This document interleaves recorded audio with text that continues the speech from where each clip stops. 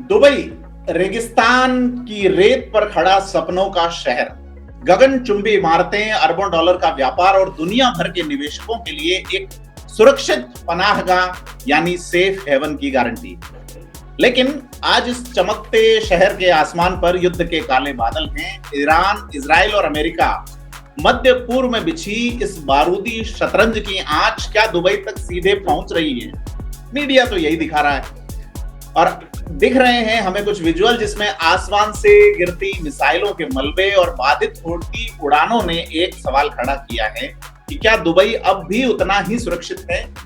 और जब गल्फ में हलचल होती है तो भारत की धड़कनें निश्चित तौर पर बढ़ जाती हैं।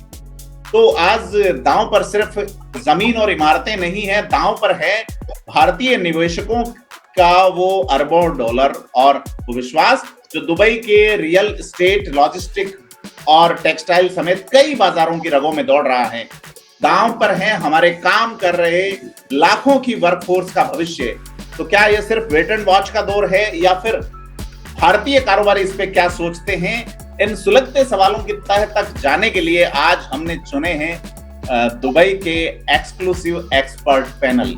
जी हाँ, हमारे खास मेहमान हैं चंद्रशेखर भाटिया जी हैं, फाउंडर एंड सीईओ हैं आप AACL के, और रवि भूषण जी हैं, जनरल मैनेजर है आप टेक्समास दुबई टेक्सटाइल सिटी के। साथ ही डॉक्टर साहित्य चतुर्वेदी जी हैं, सेक्रेटरी जनरल है Indian business and professional council Dubai के। सर, बहुत स्वागत आपका। और मैं सीधे साहित्य चतुर्वेदी जी से बात शुरू करना चाहूंगा कि सर क्या सोचते हैं मौजूदा हालात को लेकर, दुबई की स्थिति और भारत के परिप्रेक्ष्य में। सर तो मेरा नमस्कार और मैं जय हिंद से कहना शुरू करूंगा। प्रदीप जी, द वे आपने एक प्रेजेंटेशन दिया, वास्तव में 2 वाक्यों में आपने दुबई की स्थिति को पटल पर रख दिया। एक और जहां पर बारूद के घने बादल छाए हुए हैं, मिसाइलों का दौर चला है, ड्रोन से जो एक बारूदी या एक असहनीयता, एक असहजता जो बनी है, उसको तो नकारा नहीं जा सकता। लेकिन जिस प्रकार से यूएई, संयुक्त राज्य अमीरात की जो सरकार और दुबई सरकार, अबू धाबी सरकार और यहाँ की पुलिस और डिफेंस और साथ में समस्त सामाजिक समुदाय, केवल भारतीय समुदाय ही नहीं कहूंगा, समस्त सामाजिक समुदायों ने जिस तीव्रता से और जिस सहिष्णुता से इसको स्वीकार किया है और इसका प्रतिरोध ना करते हुए केवल अपने बचाव किए हैं, वह वास्तव में काबिल तारीफ है, इसमें कोई शक नहीं है। जो कहा जाए मीडिया, जो भारतीय मीडिया जिसे दिखा रहा है, मुझे एक संस्कृत की उक्ति याद आती है कि हमारे विद्वज्जन कहते हैं कि यत्र यत्र बर्नी तत्र तत्र धूम न, कि आग वहां होती है, यदि धुआं होता है तो आग जरूर होती है, और यदि आग होती है तो धुआं जरूर होता है। तो धुएं को आग पेश किया गया है, या मैं कहूँ एक जो है पटाखे की आवाज को बारूद के गोले की तरह प्रस्तुत किया जा रहा है। वस्तुस्थिति ऐसी नहीं है। जब किसी देश पर, उसकी सहिष्णुता पर आक्रमण है, किसी विषय से लेकर के, तो डेफिनेटली उसका थोड़ा बहुत असर है।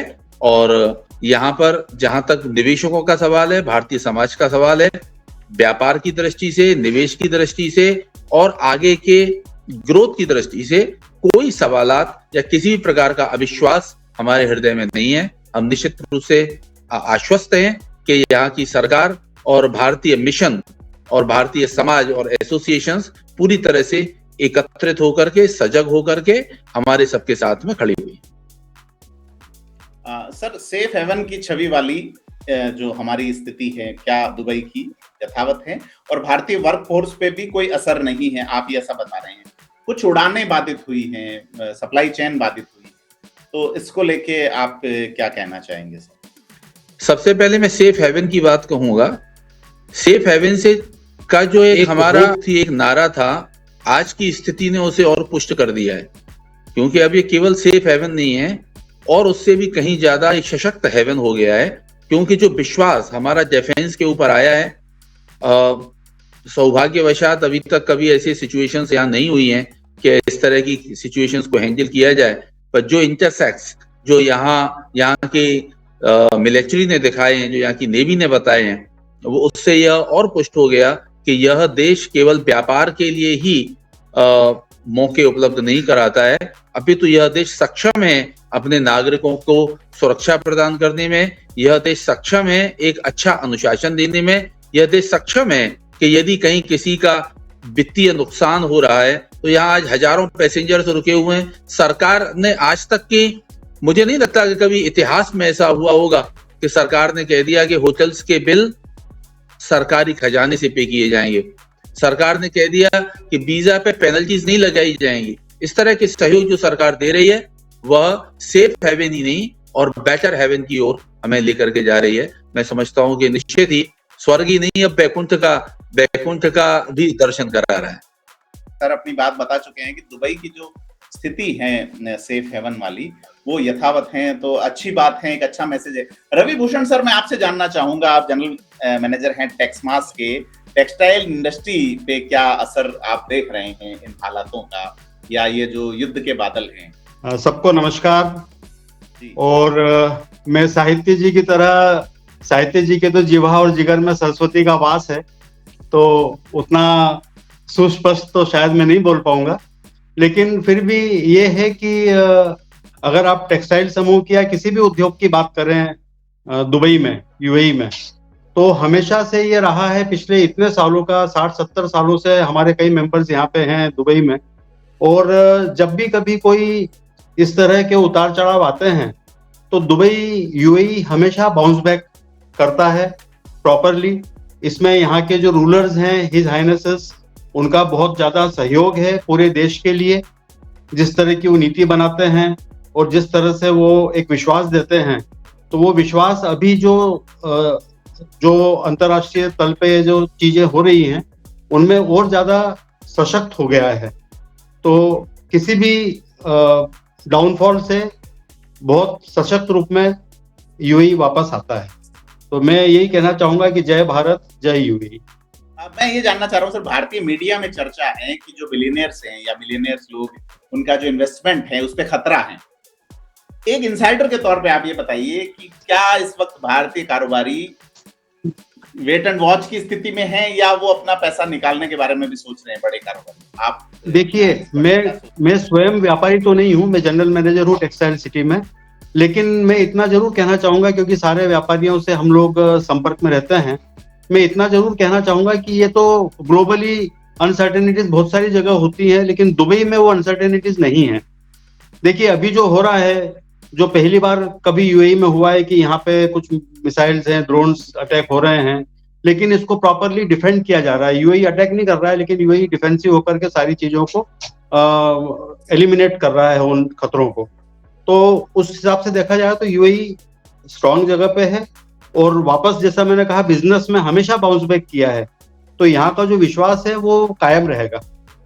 जी, एक सवाल आपसे और लूंगा कि यहाँ काम कर रहे भारतीय कर्मचारियों की सुरक्षा और उनका मनोबल, भारतीय कर्मचारी जो वर्कफोर्स हैं यहाँ पे, क्या वो उनकी सिक्योरिटी को लेके कंसर्न है, और क्या स्थिति है उनकी मेंटल स्टेबिलिटी और इन चीजों को लेके? क्या वो भारत आना चाह रहे हैं या एक सुरक्षित माहौल है वहाँ? नहीं, मैं नहीं सोचता। जी नहीं, मैं ऐसा नहीं सोचता कि यहाँ पे कोई ऐसी मनोभावना बन रही है कि हम वापस चले जाएं। और जो लोग यहाँ यूएई में हैं, UAE is their second home, और जिस तरह से हम मात्र अपने धरती को चूमते हैं, माथा टेकते हैं, उस तरह हम यहाँ पे भी माथा टेकते हैं। तो मैं नहीं सोचता कि इस तरह का कोई खतरा लोगों के मन में है। और जो लोग थोड़ा ज्यादा चैनल्स देखते हैं जिसपे कई बार काफी झूठी खबरें आती हैं, वो एक बात अलग होती है। मैंने बहुत अच्छा देखा अभी एक कि दुबई में एक गवर्नमेंट की तरफ से एक चीज को उन्होंने काउंटर किया था, और उसमें उन्होंने डेट भी दे दी कि कृपया आप फलाने अक्टूबर 2021 का वीडियो ना दिखाएं। तो है ना, इतनी सजगता है यहाँ पे। जरूर जरूर, नहीं ये बड़ी टेक्नोलॉजी और तमाम चीजें हैं, और आपने बताया कि वर्कफोर्स की स्थिति अच्छी। चंद्रशेखर सर, मैं आपके पास आऊंगा, मेरे 2-3 सवाल हैं भाटिया जी के पास, चूंकि आप अपना थोड़ा सा कैमरा फेस ठीक कर लीजिए सर प्लीज। और मेरा 2-3 सवाल जो मैंने दूसरों से पूछा है कि भारतीय कारोबारियों की अब रणनीति और माइंडसेट क्या है, और भविष्य का नजरिया, क्योंकि भारत मार्ट जैसी महत्वाकांक्षी परियोजनाएं हैं, नए गोल्डन वीजा नियमों के बीच यह संकट आया, तो इस जियोपॉलिटिकल अस्थिरता जो है, अनस्टेबिलिटी जो है, इसके बीच अगले 6 महीने या 1 साल आप भारतीय बिजनेसमैन को और भारतीय वर्कफोर्स को कैसे देखते हैं? पर मैं एक बात आप क्लियर बता दूं कि यूएई जो है, आप यूएई के लिए कहेंगे कि अनसर्टेनिटी ये वो अगर यहाँ 1-2 दिन की होती है, 1-2 दिन के बाद में पूरी क्लियरिटी आ जाती है यहाँ पे। यानी ये लंबा टाइम नहीं खिंचता है जो दूसरी कंट्रीज में खिंचता है।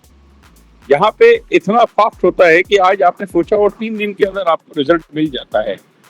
दूसरी इंपॉर्टेंट चीज ये है कि यहाँ की जो अथॉरिटीज है वो हर काम को इमीडिएटली उसके ऊपर एक्शन लेती है। आप जैसे भारत मार्ट की बात कही, भारत मार्ट का अलाउंस हुआ, ये हुआ, आज की तारीख अगर आप भारत मार्ट को लेने जाएंगे तो आपको जगह नहीं मिलेगी वहाँ पे, क्योंकि ऑलरेडी इतनी एप्लीकेशन आ चुकी है कि आपको लेने के अंदर तकलीफ पड़ रही है। और बिजनेस कम्युनिटी को भी, ये country he dependent on business, और ह्यूमैनिटी के साथ साथ इनका बिजनेस भी बहुत अच्छा है। तो ये कंट्री जो है, आपको मेरे को छोटे, अगर एक लेबर भी है उसको भी सपोर्ट करेगी, एक बिजनेसमैन, लेकिन सबको एक ही नजरिए से देखा जाता है। ये नहीं देखा जाता है कि आप अमीर हो गरीब हो, नहीं, humanity is the first for them. और बिजनेस के अंदर तो हम जितनी चीजें कहें कि यहाँ पे अगर आपको लाइसेंस भी चाहिए तो आपको 12 घंटे के अंदर आपका ट्रेड लाइसेंस बन जाता है, फैसिलिटीज आपको पूरी मिल जाती है। और आपका क्वेश्चन मैंने नहीं सुना, अब आप क्वेश्चन के बारे में बताइए मेरे को। सर, मैं ये जानना चाह रहा हूँ कि अभी जो स्थिति है दुबई में, उसको लेके क्या सोचता है वहाँ का व्यवसायी जिसने पैसा डाला है, क्या सोचता है वहाँ का वर्कफोर्स जो यहाँ से सपने लेके दुबई गया था, और अगले 6 महीने या 1 साल जियोपॉलिटिक्स स्थिति क्या रहेगी भारत दुबई संबंधों? हमारे साथ भाटिया जी हैं। भाटिया जी ने काफी सारी चीजें हमें बताई कि यहाँ होटल्स जो हैं वो फ्री किए गए हैं जो लोग हैं। तो क्या इंडिया और दुबई में जो अंतर है, तो मीडिया के हिसाब से, सरकार के हिसाब से कौन सी चीज एक बार सर एलोब्रेट करें? सर देखिए, सरकार अपना काम करती है और यूएई गवर्नमेंट कभी भी फेक चीजों पर विश्वास नहीं करती है। दे गो इन द अर्थ डाउन और ग्राउंड लेवल पे काम करती है।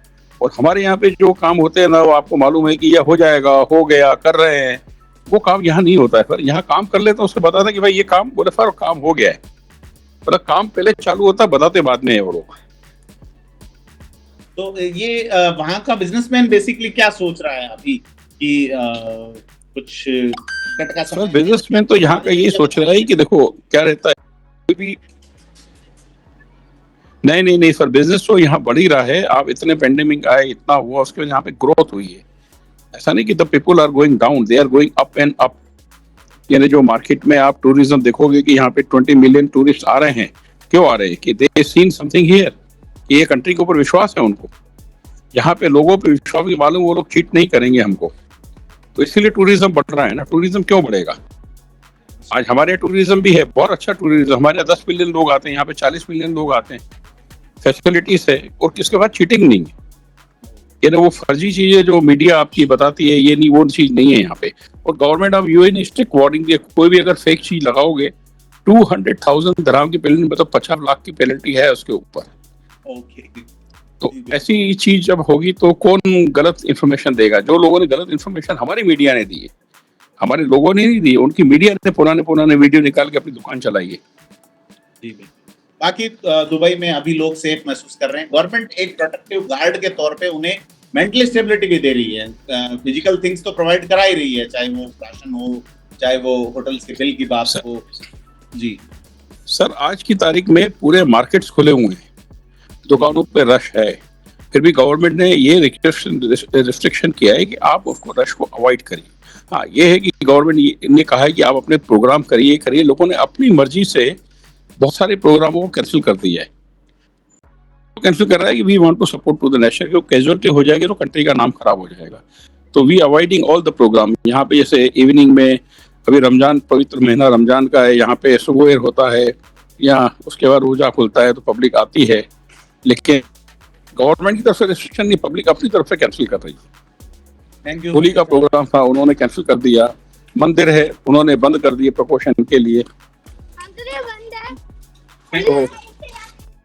कुसुम मैम, स्वागत आपका। तो आप बताएं, यही बिंदु है बेसिकली कि भारतीय मीडिया में ये चल रहा है कि दुबई बड़ा अनसर्टेन हो गया है, मार्केट वहां का कोलैप्स करने की स्थिति में है। अलग अलग जहां, यहाँ तो क्या चीजें चलाते हैं हमारे मेन स्ट्रीम मीडिया के जो लोग हैं, तो इसलिए हम आज आपसे रूबरू हैं कि आपके तासुरात क्या है वहां के हालात को लेके, आप वहां विराजे हैं। अभी भी आप मैंने साहित्य जी को सुना, जो उन्होंने दो पॉइंट जो उन्होंने बोले हैं मेन, वो तो सबसे इम्पोर्टेंट है। एक तो पहली बात तो ये है कि किसी ने सोचा नहीं था, मैं अपना बता रही हूँ या हमारे साथी सारे लोग, हमने नहीं सोचा था इतना अच्छा डिफेंसिव सिस्टम इनका तैयार है। मतलब अटैक नहीं करे लेकिन डिफेंस इतना अच्छा कर रहे हैं कि किसी को पता नहीं चल रहा कुछ।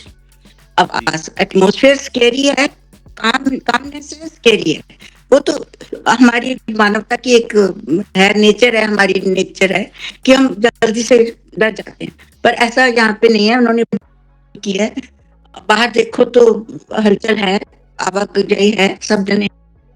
और उससे दूसरी बात ये, यहाँ पे स्टैंडर्ड हमारा एक ग्रुप बना है जिसमें स्टैंडर्ड लोगों को सपोर्ट कर रहे हैं या गाइड कर रहे हैं या हेल्प कर रहे हैं। कोई दुनिया में कभी नहीं सुना कि स्टैंडर्ड लोगों को कहें कि होटलों की चार्जेस गवर्नमेंट दे देगी या होटल का दे देगी, या अभी पता लगा है कि फ्लाइट है स्टैंडर्ड लोगों के लिए। तो ये सब चीजें गवर्नमेंट को कैसे यहाँ के धन्यवाद किए जाए या कैसे अप्रिशिएट किया जाए, शब्द कम पड़ जाते हैं। हाँ, दूसरी बात है, जहाँ तक अनसर्टेनिटी की बात है, हम लोग डरते तो हैं ही, ह्यूमन नेचर है, जरा सा कुछ होता है पटाखे जोर से चले तो डर जाते हैं। तो क्या है कि अभी हालत वो है wait and watch, it is too early to say anything. आप को मैं बताना चाहूंगी कि कुवैत में भी हम थे, जब ये हुआ हमारे घर के बाहर 5th रिंग रोड थी, जहाँ टैंकर आए, सब कुछ देखा हमने। 24 दिन हम लोग रहे, खूब सेवा भी की लोगों को, खूब राशन बांटे जो हो सकता था। हमारे पास बहुत पैसे थे, हमने बहुत पैसे, मतलब कानों को हाथ लगा के कहती हूँ, जो जरूरत थी, किसी को टिकट के, किसी को राशन के, सब मेरे हस्बैंड ने कहा जाने दो, ये कुछ साथ नहीं जाएगा, दे दो सबको। हम औरतों की तरह थोड़ा मन कभी पक्का हो जाता है, नहीं नहीं सारे क्यों दे रहे हो, पर कोई बात नहीं, एडमिट कर रही हूँ, वो होता है। लेकिन अभी तो वो डरावना नहीं है, है थोड़ा अशुभ से स्केरी कामनेस है, यहाँ पे शांति है, स्केरी है। पर सब लोग कह रहे हैं वेट एंड वॉच, 2-4 दिन और देखो। मैं खुद कंफ्यूजन में हूँ कि क्या करना चाहिए, अभी कुछ समझ नहीं आ रहा। I am single living here with my health, तो कई चीजें आड़ चढ़ाव होते हैं। बच्चों से बात होती है तो बच्चे भी कहते हैं wait nothing, he has so confidence in UAE government and UAE system, सब लोग कह रहे हैं कुछ नहीं होगा, सब ठीक हो जाएगा। क्यों साहित्य जी, ठीक है यार? जी बिल्कुल बिल्कुल। बिल्कुल बिल्कुल आपने सही कहा। Absolutely you said truly, जो आपने कहा, यहाँ पर उत्पात होता है तो शंकाएं तो पैदा होती हैं, इसमें संदेह नहीं है, मानव स्वभाव है, तो उसको नहीं नकारा जा सकता। लेकिन जो एक विश्वास है वो आज और बढ़ गया है, और केवल यहाँ की सरकार ही नहीं, अपितु भारतीय मिशन जिस प्रकार से आदरणीय श्री नरेंद्र मोदी जी और सिक्योरिटी ऑफिशियल्स एंड डेलीगेशंस, जो हमारी जानकारी में आया है, the way they are interacting, taking the information, advisory role जो उनका निभाया जा रहा है, जो सपोर्ट जो हमें दिया जा रहा है यहाँ पे, वो निश्चित ही काबिल तारीफ है। और यहाँ की सरकार का भी आभार है और भारत सरकार का भी बहुत बड़ा आभार है कि हमारे कॉन्सुलेट जनरल चाहे दुबई के हों या जो एम्बेसडर हिज एक्सीलेंसी, यहाँ पे जो एम्बेसडर, जो भारत के राजदूत यूएई में हैं, पूरे परिकर के साथ उन्होंने 24/7 हेल्प डेस्क ओपन की हुई है। तो सब, हालांकि इतनी आवश्यकताएं नहीं पड़ रही हैं, बट ऑल आर गियर्ड। एक बात मैं भी ऐड करूंगी, क्योंकि मैं वो स्टैंडर्ड ग्रुप में जुड़ी हुई हूँ, सब पता लग रहा है कि काउंसलेट से जो भी इंचार्ज हैं, काउंसिल जनरल खुद, वहां से एम्बेसडर, सभी लोग अपने हिसाब से पूरी निगाह रख रहे हैं, पूरी कोशिश कर रहे हैं किस तरह किसी का भी कोई मुश्किल ना आए और हम उनको मदद कर सकें। ये भी बहुत बड़ी बात है कि उनके सारा स्टाफ, काउंसिल जनरल का यहाँ पे सारा स्टाफ अपनी अपनी ड्यूटी के हिसाब से अलर्ट है 24 घंटे के लिए। तो ये सब अपना धन्य मोदी जी सरकार को और उनके एडमिनिस्ट्रेशन को। हाँ जी। मेरा नाम गोपाल कुकानी है। मैं दुबई में लास्ट 53 ईयर से हूँ और वैसे professionally I am investment banker, पर लास्ट 8-10 साल से मैं जुड़ा हुआ हूँ हिंदू टेम्पल से। जबल अली का हिंदू टेम्पल भी जो बनाया था उसमें मेरा बहुत सहयोग था और अभी भी मैं फिलहाल एज अ लाइजन मैनेजर काम करता हूँ Hindu Sanatan funeral services, Sindhi ceremonial centre और हिंदू टेम्पल, उस हैसियत से मैं काम कर रहा हूँ जी। तो मैं मोस्टली आपसे जानना चाहूंगा सर, जैसे आपने बताया कि आप भावनाओं से, संवेदनाओं से, संस्कृति से, परंपराओं से जुड़े हुए हैं, दूसरा 52 साल से वहां रह रहे हैं, तो क्या इन 52 साल में ऐसा माहौल पहले कभी आपने देखा, इस तरह का युद्ध जैसा माहौल, और उसमें यह जो सपोर्ट सिस्टम है वो? मेरा जो एक्सपीरियंस कहता है कि ऐसा कभी कुछ नहीं हुआ था। हालांकि यहाँ पर गल्फ वॉर हुई थी, तो भी जो अभी हम देख रहे हैं वैसा हमने कभी नहीं देखा, ऐसा अनुभव नहीं किया। लेकिन एक बात बहुत ही अच्छी है कि यहाँ की अभी सरकार जो है वो बहुत ही अच्छे तरह से हैंडल कर रही है इस सिचुएशन को, और सभी को, क्या लोकल हो क्या एक्सपेट्रेट हो, सबको सही तरह से इक्वली उनका देखभाल कर रही है और ऐसे स्टेप्स उठा रही है जिससे हम लोग अभी तक सुरक्षित हैं। जी गोपाल जी, बहुत धन्यवाद आपको। चंद्रशेखर भाटिया जी हैं सर, हम काफी देर से जुड़े हैं सर, आने के लिए पहले खूबसूरत सूचना देता हूं आपको कि दुबई गवर्नमेंट ने कुछ फ्लाइट्स को दुबई और world trade Dubai Maktoum international airport से अलाउ कर दिया है। तो ये खुशखबरी नहीं आ रहा है, अब ये खुशखबरी आपको सुना रहा हूँ पहले। वाह, बहुत ही बड़ी, बहुत ही अच्छी बात। बहुत सारे लोग यहाँ पर अटक गए हुए हैं जिनकी वीजा भी खत्म हो गई है और यहाँ पर बैठे हुए हैं। पता नहीं क्या होगा, अनिश्चित काल तक यहाँ बैठना पड़ेगा, लेकिन ये इस खबर ने बहुत अच्छी आपने सुनाई। आज की इस गंभीर और आंख खोल देने वाली चर्चा से एक बात साफ है कि मध्यपूर्व के इस बारूदी खेल पर दांव में जो है वो सिर्फ देशों की सीमाएं और कूटनीति नहीं, बल्कि वो अटूट भरोसा भी है जिस पर दुबई जैसे सपनों के शहर। लेकिन भारतीय कारोबारियों के लिए जो समय है वो, जैसा हमारे गेस्ट से बात हुई उसमें ये आया कि समय उनको भरोसा भी देता है वहां के सिस्टम द्वारा कि आप जो है वो इस बदल रहे राजनीतिक समीकरण को समझें, देखें और हमारी ओर से सपोर्ट प्राप्त करें। ऐसा बहुत कम होता है कि होटल का किराया मिल रहा है और आपके लिए फैसिलिटीज की जा रही हैं। वहां सरकार का मतलब यही है। भारत में भी कॉन्स्टिट्यूशन के प्रियम्बल में लोक कल्याणकारी राज्य की संकल्पना है। तो किसी भी तरह का एपिडेमिक, पेनेडेमिक या कुछ और तरह की आपदा है तो अक्सर यहाँ नींव हिल जाती है। वो दुबई में हिली हुई नहीं है अकॉर्डिंग टू आवर गेस्ट। तो इन युद्ध के काले बादलों के बीच उम्मीद की कौन सी नई किरण निकलेगी या फिर ग्लोबल मार्केट अपना कैसा रास्ता बदलेगा, ये समय बताएगा। कुसुम जी ने हमें बताया है और हम आपका सभी का तहे दिल से स्वागत करते हैं जिन्होंने किताबी की, बल्कि दुबई की जमीनी हकीकत और वहां के बोर्ड रूम के जो असली मूड है उसको हमारे सामने रखा। और ऐसे हम लगातार आपसे कनेक्ट रहेंगे, साथ जुड़े रहें। बहुत बहुत धन्यवाद। Thank you. आपका बहुत धन्यवाद।